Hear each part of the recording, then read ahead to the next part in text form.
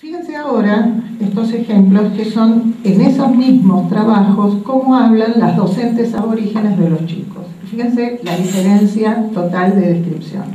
Cada familia habla en su propio idioma o dialecto, como los chulupis o la gente que viene de la provincia de Salta.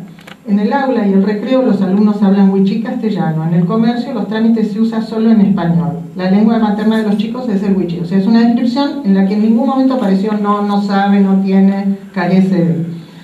Y dice, los pobladores viven de caza y pesca, recolección de frutos, artesanías y apicultura. Algunos pobladores que tuvieron la oportunidad de completar la escuela primaria se capacitaron en cursos como agentes sanitarios o enfermeros, y los que siguieron sus estudios en el CEN número 2, que es una escuela secundaria, que son egresados, pueden trabajar en algunas instituciones públicas de la comunidad. Están hablando exactamente de los mismos chicos. En el último ejemplo, en el último párrafo, fíjense, bueno, caracterización social de la población es wichí, y actividad laboral es la artesanía, chagua y palo santo, la marisca, la pesca, la recolección de frutos, la apicultura. Los padres de los alumnos son escolarizados en la escuela de adultos. En estos últimos años los padres tienen menor grado de analfabetismo. La única vez que aparece algo negativo es con otro negativo, con lo cual rápidamente se hace positivo.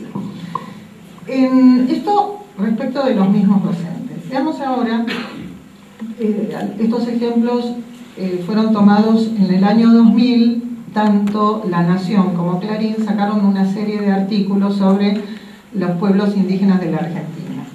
Entonces, los dos periodistas que hicieron las dos recorridas son absolutamente correctos políticamente hablando. Y algunos de los, no voy a demorar mucho con esto, pero quiero que vean también en esto que está hecho por periodistas, o sea, desde los medios, cómo aparece siempre lo negativo. Se casan muy jovencitos, siendo esa la principal causa de deserción escolar.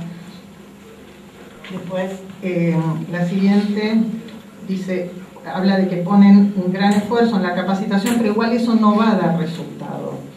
Y así sucesivamente, ¿no? O sea, la mayoría de los nacimientos se producen en las viviendas, rara vez acuden al hospital, es decir, siempre está mal lo que está sucediendo, ¿no? Lo que se están pasando. Fíjense, este ejemplo es particularmente fuerte para mi gusto. Las dos médicas levantan remeras y auscultan. Ninguna se ascua, los pies descalzos, las nenas sin bombachas, los harapos marrones de tierra. Y hay una serie de títulos que fíjense ustedes cómo cuando aparece lo cultural también es negativo. Tejidos collas, un acto de amor que no da para vivir. Wichís del Chaco salteño, vivir como hace 300 años. Los tobas y el desafío de vivir sin cacique. Los pixlagás sin agua y cercados por el desmonte. Agonía de un idioma rico. El siglo XXI no llegó para los wichís. 70 chicos wichís sin escuela desde hace 3 años. Bueno, obviamente el trabajo de Carla Higuera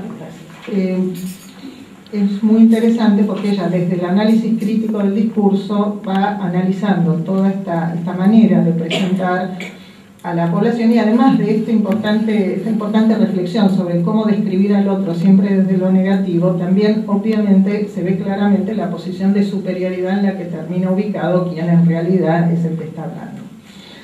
Y para terminar esto de las miradas, un docente de secundaria del oeste de Formosa les pidió a los chicos que escribieran su historia de vida.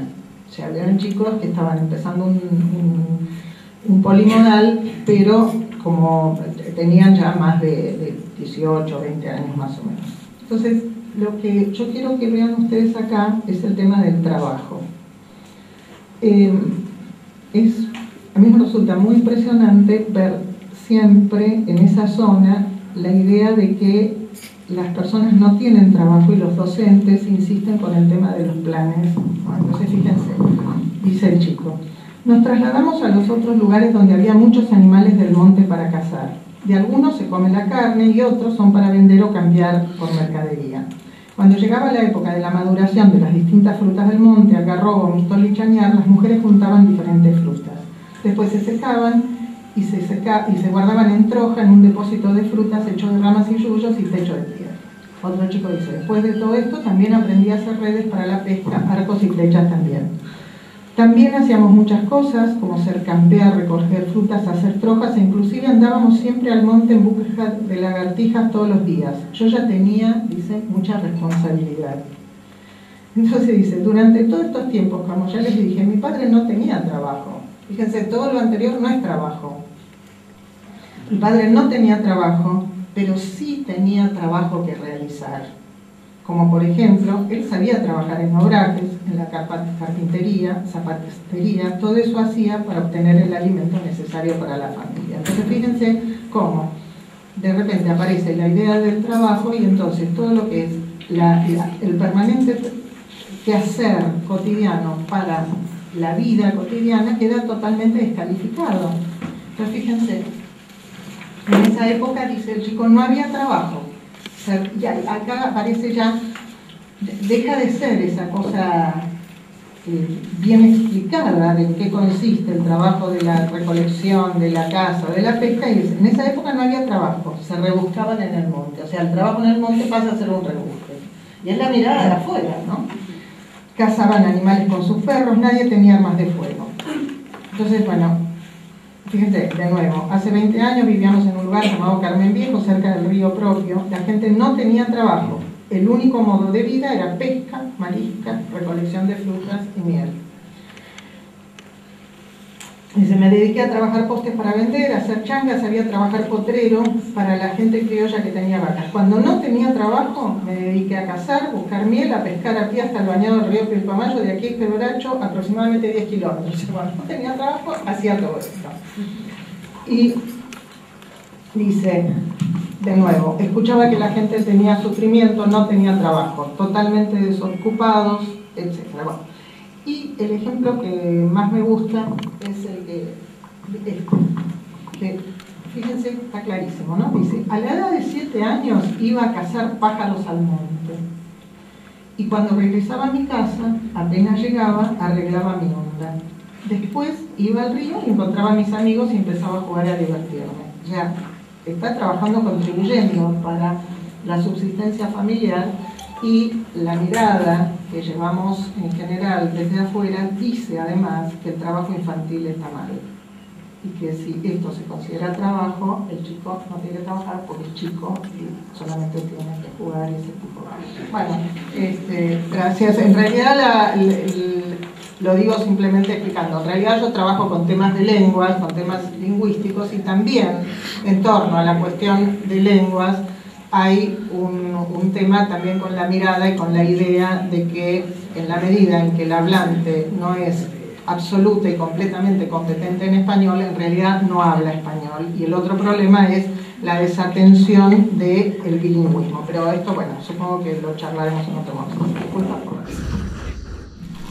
Bueno, buenas noches.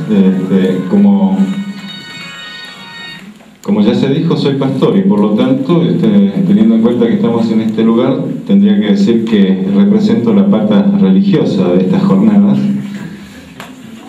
Y en este sentido quiero decir que ya desde los albores de la humanidad, la religión, como todo fenómeno humano, con sus mitos, con sus símbolos, sus doctrinas, puede ser utilizada con diversos fines. Desde los más miserables, como el control social, la legitimación de sistemas políticos y económicos totalitarios, el individualismo, moralismos, fundamentalismos varios y todos los ismos que se les ocurran. Pero también se puede llegar a los fines más nobles, como es el ser fuente de fe y esperanza, que ayuda a soportar y superar las situaciones personales y colectivas más insoportables y angustiantes, como la soledad, la falta de horizonte, la persecución, la tortura y la muerte. O ser también fuente de inspiración y fermento de cambio que nos impulsa en la defensa de los derechos humanos y en la búsqueda de justicia y de paz. Es desde esta visión de la religión como fuente de fe, de esperanza y fermento de cambio que procuramos realizar nuestra misión en la comunidad evangélica de San Fernando y que participamos en estas jornadas para compartir nuestras experiencias y aprender de las experiencias de ustedes. Estamos acá, entre otras cosas, porque como evangélicos, herederos de la reforma de Lutero, no creemos que nuestra institución tenga el monopolio de la verdad ni del poder sanador de Dios, como sostienen algunas corrientes carismáticas.